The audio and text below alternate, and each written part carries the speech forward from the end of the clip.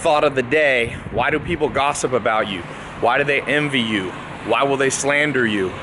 I was reading an article by Dr. David Buss and a few of his colleagues, scientific researchers, and they were talking about this DNA of happiness, why we struggle with happiness. And one of the reasons, and Sigmund Freud talked about this in his book Civilization is Discontents, the reason we're unhappy is because other people, a lot of assholes in this world. And so, but when you want to go deeper into it, why? Why do people leave nasty Instagram comments? What's the point? Right? You know? And the answer is found in one word, one phrase, called derogation of competitors. What does derogation of competitors means? It means basically gossip and slander in evolutionary terms, meaning thousands of years ago, even hundreds, has served a purpose. So great-great-grandparents might have gotten ahead by tearing others down. It's been an effective tool. We often think that gossip and envy isn't effective. No, it's been effective. Look at politics. Look at the Trump and Hillary campaign going on right now. It's pure derogation of each other's character, and he's calling her crooked Hillary, and she's calling him whatever, unfit to lead.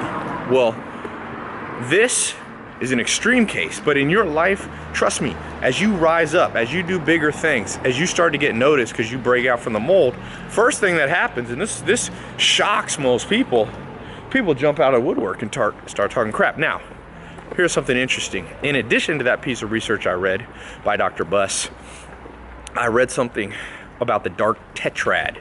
There used to just be the dark triad, the three nasty traits that humans have, you know. By the way, hey, do we have a brick that can go into this? I'm gonna lose power here. Number one, you know, the dark tetrad is things like psychopathy, Machiavellianism, narcissism, but there's another one that people don't talk about as much. It's called sadism. This means there's a small percentage of the population, but vocal. They're small but vocal. You can see them on YouTube. You can see them on your Facebook and your Instagram. That psychologists have actually identified the fact that they delight in the pain of other people. They'll delight in your pain. So not only do they use derogation of character, gossip, envy, and slander to tear you down so they can get ahead. That's more normal. Lots of people will do that. But there's even a worse percentage of the population that will literally tear you down because it makes them feel better. And I will tell you this, you're always going to have people that are competitive around you. You can't completely get rid of them. But those people who delight in your pain, I mean, you got to cut them off, whatever you have to do. Throw them out the window. Not literally. I wish you could literally, but you can't. Get rid of them out of your life.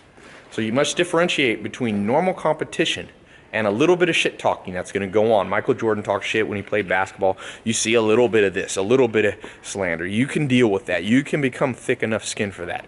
But when it comes to people who are dark, who delight in your pain, you get rid of them. You never talk to them again.